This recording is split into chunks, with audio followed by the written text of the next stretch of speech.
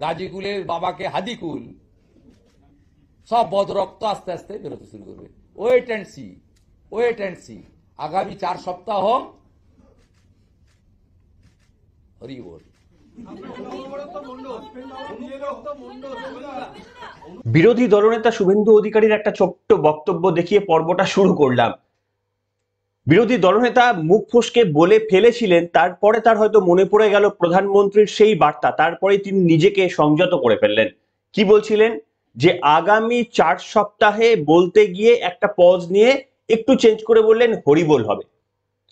সত্যি আগামী 4 সপ্তাহে পশ্চিমবঙ্গে এমন কিছু ঘটবে, নিশ্চিতভাবে সেটা আমি আপনাদের সামনে একটা প্রেডিক্ট করছি, আপনারা দেখে নেবেন।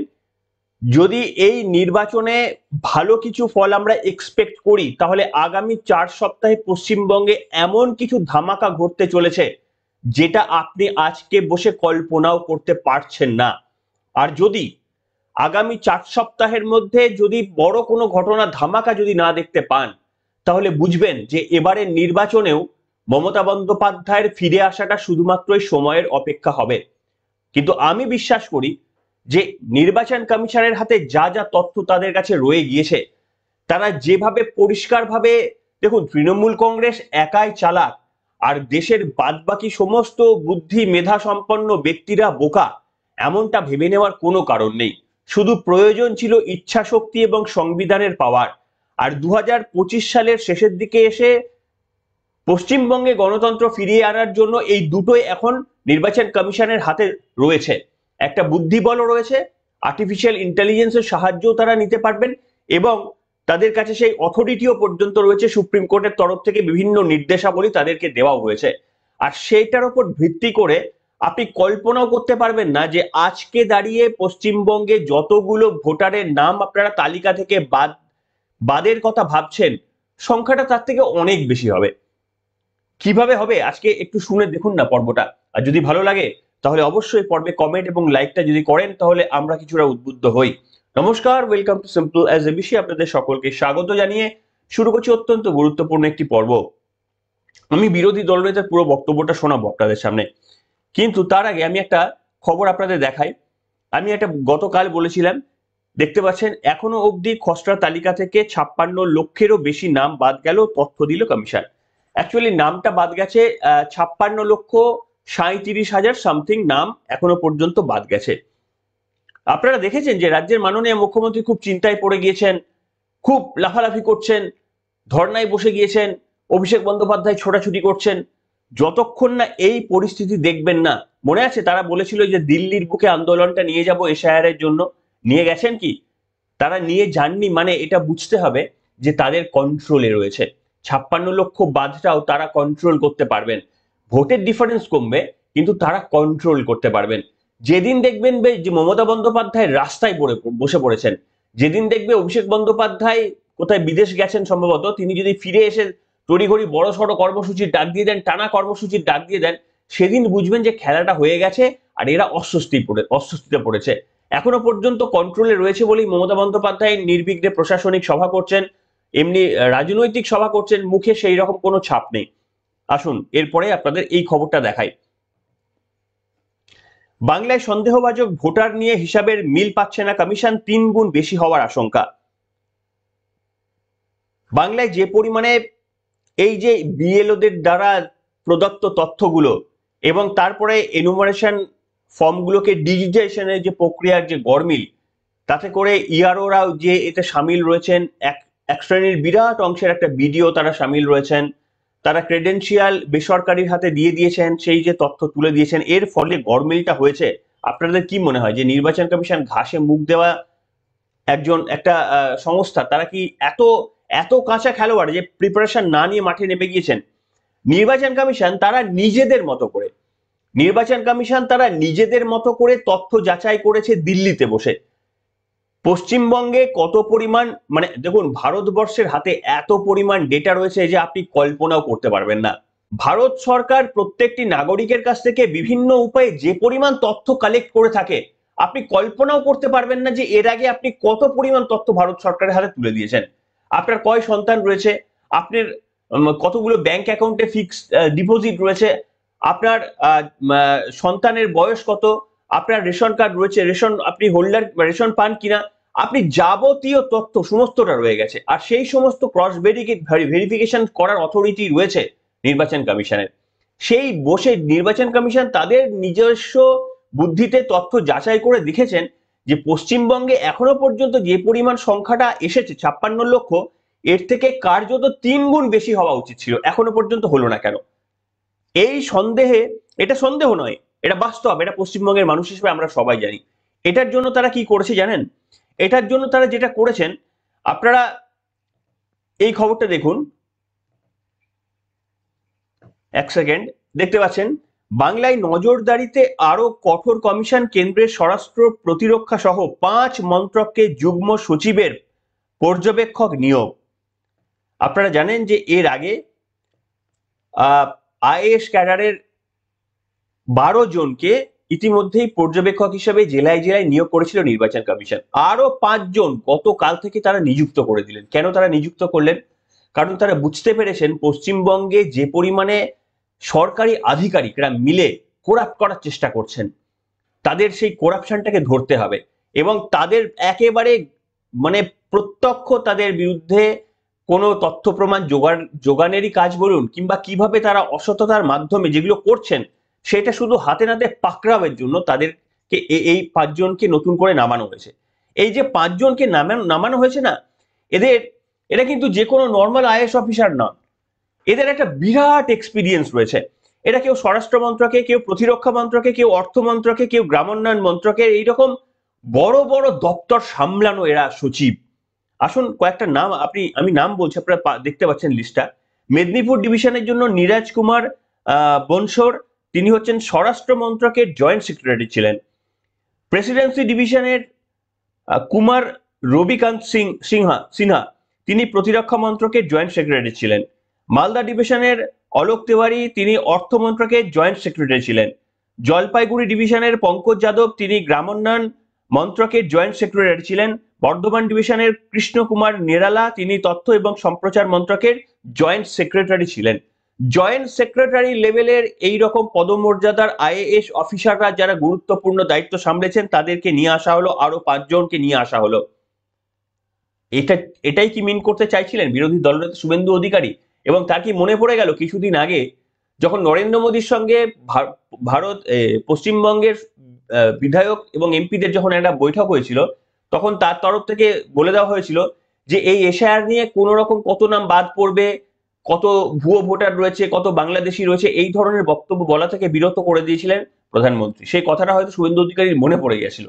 সেই কারণেই একটা বক্তব্য বলার পরও যে আর 4 মাসে কি হয় আপনারা দেখুন, এটা বলার পরেও তিনি বললেন যে আর 4 মাস অপেক্ষা করুন, তারপরে বললেন হরিবোল। বলার পর তার মনে পড়ে গেছে এটা অ্যাকচুয়ালি পার্টি লাইন থেকে তাকে বন্ধ করে রাখা হয়েছে। শুনুন, একটা লুজ বল এবারে তৃণমূল কংগ্রেসকে দেওয়া হবে না। শুনুন শুভেন্দু অধিকারীর পুরো বক্তব্যটা। এই যন্ত্রণার কোনো ওষুধ নেই, এই যন্ত্রণার কোনো ওষুধ নেই। খুব কষ্ট। ওরা যে অ্যাসাইনমেন্টটা নিয়েছিল যে মাননীয় ম্যাডাম আপনার কোনো চিন্তা নেই, আমরা সব ঠিক করে দেব। ইলেকশন কমিশন তো বহিরাগত, আমরা তো আপনার বাড়ির ছেলে, আমরা সব ঠিক করে দেবো। এখন ঠিক করতে পারছেন না। ইলেকশন কমিশনও প্রথমটা লাটাইতে একটু সুতো ছেড়ে দিয়েছিল, এখন গুটাচ্ছে আস্তে আস্তে। যত দিন যাবে যন্ত্রণা বাড়বে।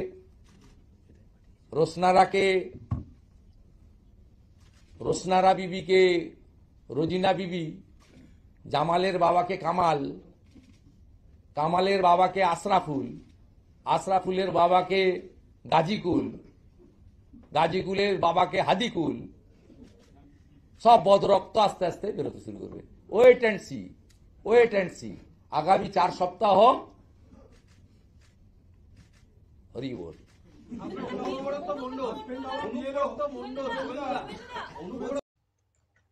শুনলেন, একটা লুজ বল এবারে তৃণমূল কংগ্রেসকে দেওয়ার জন্য কেউ প্রস্তুত নন। তার কারণ নরেন্দ্র মোদীর থেকে আর ভালো কেউ নেই যে তৃণমূলকে লুজ বল দিলে কি হতে পারে। দিদি ও দিদি এই শব্দটি বন্ধ ব্যবহার করাটা একেবারে নর্মাল টোনে তিনি বলেছিলেন, কিন্তু তৃণমূল কংগ্রেস এটাকে হাতিয়ার করে দিল যে না, এইটা তিনি দিদিকে টিটকারি করেছেন। আপনার মনে হয় যে ভারতের প্রধানমন্ত্রী ওই উচ্চ জায়গায় থেকে এবং তিনি যে যতটা পরিমাণ সম্মান দেখান বিরোধী দলের সবাইকে, রাজ্যের মাননীয় মুখ্যমন্ত্রী তার এক অংশ কখনো সম্মান দেখান কাউকে? কাউকে তার নিজের দলের কাউকেও দেখান না। অথচ কিন্তু অন্য রাজনৈতিক নেতৃত্ব মমতা বন্দ্যোপাধ্যায়ের এই মানে কি বলবো এই ধরনের আচরণ নিয়ে এতটা চাঁচাছোলা আক্রমণ করতে পারবে না যেমনটা তিনি বা তার দল করতে পারে। অনেকটা কলতলার ঝগড়াতে দেখুন সবাই এক্সপার্ট হন না। আপনি যখন কলতলার ঝগড়া করবেন, আপনার বাড়ির সামনে যদি কোনো কল থাকে, যদি এক্সপিরিয়েন্স আপনার হয়ে থাকে, দেখবেন ওখানে স্পেসিফিক দু একজন স্পেশালিস্ট রয়েছেন। সেই স্পেশালিস্টরা যেমন ভাবে কোমর গুছিয়ে ঝগড়া করতে পারেন, আপনি যত কোয়ালিফাইড লোক হয়ে থাকুন না কেন আর যত যুক্তি আপনার থাকুক না কেন, আপনি ওইখানে দাঁড়িয়ে তার সঙ্গে ঝগড়া করে দেখাবেন দিকিনি যে আপনি পারবেন কিনা। লেভেলের একটা ডিফারেন্স রয়েছে। সেই লেভেল আমি কিন্তু কাউকে এর সঙ্গে তুলনা করে আমি কারোর মর্যাদা হানি করার চেষ্টা করি, আমি জাস্ট একটা ইনস্ট্যান্সের বিবরণ দেওয়ার চেষ্টা করলাম যে সব সময় তর্ক করলেই যে হারিয়ে দেওয়া যায়, আপনার কাছে বেশি যুক্তি আছে মানে যে আপনি যে কোনো কাউকে হারিয়ে দেবেন সেটা নয়। আমি কিন্তু এটার সঙ্গে কারোর কোনো ব্যক্তিত্ব তুলনা করিনি। যাই হোক, আমি এবার আপনাদের সামনে একটা অংশ দেখাচ্ছি। এই অংশটা হচ্ছে গতকাল সংসদে ভারতের প্রধানমন্ত্রী নরেন্দ্র মোদী তিনি বঙ্কিমচন্দ্র চট্টোপাধ্যায়ের বন্দে মাতরমের 150তম জন্মজয়ন্তী উদযাপনের জন্য তিনি বলতে গিয়ে বঙ্কিম দা বলে ফেলেছেন। আসলে যারা নন বেঙ্গলি, বাংলাতে অতটা অভ্যস্ত নন, তাদের ভুল হয়ে যায়। আমরা যখন হিন্দি বলি তখন আমাদেরও এই ধরনের ছোট ছোট মিস্টেক হয়ে যায়, যেমন মানে ছেলে বা মেয়ের মধ্যে যে তফাৎ সেটাও কখনো কখনো আমরা ভুল করে ফেলি, কিন্তু সেটা ইচ্ছাকৃত নয়। প্রধানমন্ত্রীকে এটা আওয়াজ তুলে বলেছিলেন সৌগত রায়, প্রধানমন্ত্রী সঙ্গে সঙ্গে শুধরে নিয়েছিলেন, কিন্তু তা সত্ত্বেও মমতা বন্দ্যোপাধ্যায়রা লেগে পড়েছেন। একটা ফোকর দেখলে তারা লেগে পড়বে, কিন্তু তাদের নাকি অথরিটি রয়েছে, তারা সবকিছু করতে পারেন। তারা প্রধানমন্ত্রীর কোমরে দড়ি পড়ার কথা বলতে পারেন, এমনকি অন্যান্য রাজনৈতিক নেতারা প্রধানমন্ত্রীর মাকে নিয়ে কুৎসিত আক্রমণ করতে পারে, তাতে কিন্তু কোনো প্রবলেম নেই। কিন্তু ও অপোনেন্ট যদি একটা ছোট দাদা বলেছেন, বঙ্কিমচন্দ্রকে দাদা বলেছেন, আর তো কিছু বলেননি। আর এবার যখন কেউ শুধরে দিয়েছেন তিনি সেটা রেকটিফাইও করে নিয়েছেন। কি ঘটেছিল একবার একটু ছোট্ট করে দেখিয়ে দিই, আসুন। बंकिम दा का ये भाव सूत्र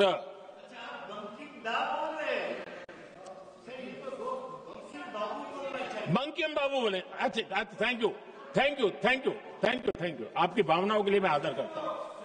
बंकिम बाबू ने थैंक यू दादा, थैंक यू। हाँ, শুনলেন? এটা নাকি এত বড় ঘটনা, তৃণমূল কংগ্রেস আমি দেখবেন আগামী দিনে এইটা নিয়ে একেবারে হই হুল্লোড় শুরু করে দেবে। কারণ আর তো কিছু অপশন নেই। নরেন্দ্র মোদীর বিরুদ্ধে চুরি, দুর্নীতি, অন্যকে অপমান করেছেন, কাউকে আনপার্লামেন্টারিয়ান ওয়ার্ড বলেছেন, এরকম তো দেখাতে পারবেন না মমতা বন্দ্যোপাধ্যায়ের মতো করে। তা তার বিরুদ্ধে তো কিছু একটা তো আনতে হবে, কিছু একটা তো বলতে হবে। কিছু আগে বলতো না যে দাড়ি রাখছে, ওইটা নিয়ে আক্রমণ করতে, যে দাড়ি রাখছে, সাদা কেন দাড়ি রাখবে। মানে আক্রমণের রুচিটা দেখুন। মানে যখন আপনি কিছু পাবেন না অথচ আপনাকে একটা আক্রমণ করতেই হবে, তখন কি বলবে? দেখো সোজা হয়ে হাঁটছে এই লোকটা, এরপরে এর তৃণমূল কংগ্রেস বলবে এই দেখো 70 বছর বয়স হয়ে গেছে এখনো সোজা হয়ে হাঁটছে, এ দেখো এখনো নিঃশ্বাস নিচ্ছে। আমি জানি না আক্রমণের এই জায়গায় তাদের নামবে কিনা। যে মমতা বন্দ্যোপাধ্যায় এবং তাদের সমস্ত নেতৃত্ব একেবারে এইরকম ভাবে বাংলার অস্মিতা, আরে বাংলার অস্মিতা শুধু তৃণমূল দেখবে নাকি? আর বাকিরা ঘাসে মুখ দিয়ে থাকে। তৃণমূলকে কে দায়িত্ব দিচ্ছে বাংলার অস্মিতা তাদের একার দেখার জন্য? আমরা দায়িত্ব দিয়েছি? আপনারা কেউ দায়িত্ব দিয়েছেন তৃণমূলকে? তৃণমূল বাংলার অস্মিতা দেখবে? আমি আপনাদের সামনে এই বন্দে মাতারাম নিয়ে রাজ্যের মাননীয় মুখ্যমন্ত্রী, যিনি আজকে দেশের প্রধানমন্ত্রীকে এই ধরনের কথা বলছেন বা তারা আক্রমণ করছেন, তিনি এই ন্যাশনাল অ্যান্থেমটা গাওয়ার সময় তিনি কি মিস্টেক করেছিলেন একবার দেখুন তো, আপনারা কানে শুনুন তো। ন্যাশনাল সং ভারতবর্ষে কে গেয়েছিলেন? বাংলা থেকে নামটা কি? বঙ্কিমচন্দ্র চট্টোপাধ্যায়। বন্দে মাতরম, সুজলাং সুফলাং শস্য মাতরম, সুজলাং সুফলাং শস্য মাতরম, সুজলাং সুফলাং শস্য মাতরম। শুনলেন? এত বড় জনপ্রিয় গান, তারপরে ন্যাশনাল অ্যান্থেম না, মাফ করবেন, ন্যাশনাল সং। সেই ন্যাশনাল সং গাইতে গিয়ে যদি রাজ্যের মাননীয় মুখ্যমন্ত্রী দুটি লাইন গাইতে না পারে বা গায়ার প্রয়োজন দুটি লাইন রিসাইট করতে না পারেন, তাহলে বুঝতে পারছেন যে তার এবং তার রাজনৈতিক দলের কি কোনো অধিকার রয়েছে যে এমন একটা ব্যক্তিকে শুধু দাদা বলেছিলেন তিনি, এবং দাদা বলে সঙ্গে সঙ্গে শুধরেও নিয়েছেন। তাহলে ব্যাপারটা ওখানেই মিটে যায়। এটাকে আর পার্লামেন্টের বাইরে নিয়ে আসার কোনো প্রয়োজন হয় না। কিন্তু না, আমার তো কাছে আর কোনো ইস্যু নেই, আমি তো ছাড়বো না, আমি এদিকে এসআইআর করতে দেবো না, এসআইআর এর মধ্যে জালি সরকারি আধিকারিকদের দিয়ে জালি করানোর কাজটা করব, আর ওদিকে একটা চুন থেকে পান খসলেই ব্যাস আক্রমণ করব। প্রধানমন্ত্রী তো ক্ষমা স্বীকার করে নিয়ে থ্যাংক ইউ বলেছেন আপনি সেই কিয়া দাদা, আদরপূর্বক এরকম কিছু কথা বলেছেন। আমি এখানে দেখুন পার্লামেন্টের বাইরে পর্যন্ত এটাকে টেনে নিয়ে গেছেন সৌগত রায়রা। শুনুন বক্তব্য সৌগত রায়ের। আজকে খুব দুঃখজনক ব্যাপার যে বন্দে মাতরমের উপর বিতর্কে আলোচনায় অংশগ্রহণ করতে গিয়ে প্রধানমন্ত্রী 3 বার বঙ্কিম দা বলেছিলেন। সমস্যা এই যে প্রধানমন্ত্রী হাউসের নেতা, তিনি যদি আমাদের দেশের একজন প্রাথমিক বুদ্ধিজীবী, ঔপন্যাসিক এবং বন্দে মাতরমের স্রষ্টা বঙ্কিমচন্দ্রের নাম বলতে ভুল করলে এটা খুব লজ্জার, আমাদের সংসদীয় গণতন্ত্রকে দুর্বল করে। প্রধানমন্ত্রী এটাও জানেন না যে কিভাবে একজন বাঙালি মহৎ মানুষকে উদ্দেশ্য করে বলতে হয়। এটা আমাদের পুরো পার্লামেন্টারি ব্যবস্থাকে খুব লজ্জায় ফেলে দিয়েছে। এরকম ভুল ভাবতে পারি না। পুরো ডিবেটটাই তো বঙ্কিমচন্দ্র এবং বন্দে মাতরম, সেখানে বঙ্কিমচন্দ্রকে প্রপার নামে না ডাকা is not only an insult to the memory of Bankim Chandra, but also violation of parliamentary privileges and norms. দেখলেন, যিনি নাকি রোদ পড়লে বোমা ফেটে যায় বলে এক তত্ত্ব দিয়েছিলেন, বিখ্যাত হয়ে আছে, তারপরে বিরোধীদের গায়ের পিঠের চামড়া দিয়ে জুতো তৈরি করবেন বলেছিলেন, তিনি নাকি বড় বড় বঙ্কিমচন্দ্রের ছাতা ধরে বসে রয়েছেন। এটা কারা? এ প্রফেসর মানুষ। আপনি মানে বিশ্বাস করুন, আমিও মানে কয়েক বছর কলেজে পড়ার অভিজ্ঞতা আমার রয়েছে, মানে আমি ওনার সঙ্গে তুলনা করছি না, কিন্তু প্রফেসরদের একটা যে ইজ্জত থাকে, সেই ইজ্জতের মানে কিছুটুকু রেখেছেন। তৃণমূল কংগ্রেসে জয়েন করার পর থেকে যে মুখে বেলাগাম শব্দবন্ধ কন্টিনিউয়াসলি নিজের বয়সকে উপেক্ষা করে বলে গেছেন, এই মানুষটা বঙ্কিমচন্দ্রের নাকি একবারে ধ্বজা ধরে বসে রয়েছেন। এবং ভারতের প্রধানমন্ত্রী হতেই পারে যে, এবং আমি বলবো যে কাজটা ঠিক করেছেন, তৃণমূল কংগ্রেসের কাজে আমি আপত্তি করিনি যে তারা এটাকে ভুলটা শুধরে দিয়েছেন, যে না এটা দাদা বলা যায় না, আমি তো রবীন্দ্রনাথ দা বলতে পারি না। তো ভুলটা ঠিক আছে, ভুলটা শুধরে দিয়েছেন, তিনি রেকটিফাই করে বলেছেন, থ্যাংক ইউ বলেছেন, হ্যাঁ আমার এই ভুল হয়েছে, আমি শুধরে নিলাম, ওটা ওখানেই শেষ হয়ে যায়। না, বাংলাকে অপমান করেছে, বাংলার মনীষীদের অপমান করেছে, আমরা কিছুতেই এটা মানতে পারবো না, আমাদের আরে আপনাদের আমি দেখাচ্ছি না, এই বঙ্কিমচন্দ্র চট্টোপাধ্যায় যিনি নাতি, তিনি বলছেন যে কেন্দ্র যথেষ্ট করেছে, বঙ্কিমচন্দ্র সম্পর্কে যেটুকু করেছে কেন্দ্র অনেকটাই করেছে, এবং কেন্দ্রের বিরুদ্ধে তার অন্তত কোনো ক্ষোভ আমরা পেলাম না। আপনারা দেখে নেবেন, শুনেওছেন হয়তো, এই রাজ্যের সরকারের বিরুদ্ধে তার ক্ষোভ উগরে দিলেন তিনি। আমি জানি না এখন তার নাতির থেকেও তৃণমূল কংগ্রেসের বেশি দরদ হয়ে যাবে কিনা, সেটা বলতে পারবো না। তো যাই হোক, এইরকম একটা নোংরা রাজনৈতিক দলকে ক্ষমতা থেকে সরানো না হওয়া পর্যন্ত তা নিশ্চিন্ত নেই, নিশ্চিন্ত হওয়ার কথাও নয়। স্বাধীনতা সংগ্রামে যারা পার্টিসিপেট করেননি, আজকে এই সেই সুবর্ণ সুযোগে যদি নিজেদের গুটিয়ে রাখেন বা নিজেদের বলেন যে দেখুন আমিও কোনোদিন রাজনীতি নিয়ে কথা বলবো, জীবনে কোনোদিন ভাবিনি, কিন্তু এই নোংরা একটা রাজনৈতিক দলকে দেখে আর থাকতে পারিনি, মনে হয়েছিল যে বলাটা দরকার। আমাকে অনেকে যারা যখন অফিসে কাজ করি বা যে জায়গায় আমি যাই, তারা বলেন যে দাদা আপনি এই লাইনে আসলেন, আমি বলি দাদা ঘরে বসে থাকা যায় না তো, এই ধরনের যদি আপনি প্রতিবাদ না করেন, এই ধরনের ঘটনায় যদি আপনি মানে এই যে ঘটনাগুলো হতে থাকেন, তাহলে তো আপনি ওই স্বাধীনতার সময় তো আপনি বাড়িতেই বসে থাকতেন, তাহলে তো আর স্বাধীনতার ইতিহাস, তারপরে গর্ববোধ করা, ক্ষুদিরামের শহীদ ক্ষুদিরামের জন্মদিনে সেখানে গিয়ে এসে 2-4টে মুখস্থ করে এসে তার সম্পর্কে বক্তব্য বলার তো কোনো মানে হয় না, কারণ সেদিন আমি উপস্থিত থাকলে সেদিনও তো আমি চুপ থাকতাম, এটাই তো আমার নেচার। আর আপনারাও কি তাই করছেন? আজকের দিনে দাঁড়িয়ে যদি চুপচাপ থাকেন, আমি আনপার্লামেন্টেরিয়ান কোনোদিন আপনাদের সাজেশন দিই না কোনো কিছু করুন, কিন্তু আপনাদের গণতান্ত্রিক অধিকার মেনে যেটুকু করা দরকার, প্রতিবাদ করার দরকার, সেটুকু করবেন না, সেটুকু করতে কুণ্ঠাবোধ করবেন, তাহলে তো সেদিনও তো ইংরেজদের ভয়ে বাড়িতে বসে থাকতেন, তাহলে তো স্বাধীনতা আপনাদের মতো মানুষ থাকলে তো স্বাধীনতা না পশ্চিমবঙ্গ ভারতবর্ষ। তো সেইটুকু কাজ করাটা আরেকবার তো করতে হবে আমাদের, এই অগণতান্ত্রিক দলটাকে তো ক্ষমতা থেকে আমাদের এখান থেকে তাড়াতে হবে, না হলে তো আমাদের আগামী প্রজন্মগুলো সুস্থ থাকতে পারবে না। যাই হোক, আপনাদের মতামত লিখে জানাবেন। নির্বাচন কমিশন যে তথ্য দিয়েছে যে যদি 3 গুণ হয় সংখ্যাটা 1.5 কোটি হয়।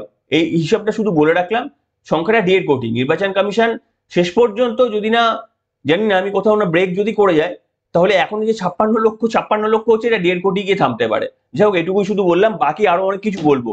1.5 কোটি হলে তৃণমূলের নিশ্চিত, কিন্তু যদি ভাবেন আগের দিন বলেছিলাম যে 1 কোটি হলেও হতে পারে তৃণমূল কংগ্রেস জিতে যেতে পারে কোনো একটা কায়দায়, সেটা বলবো, আমি পরে বিশ্লেষণ করবো।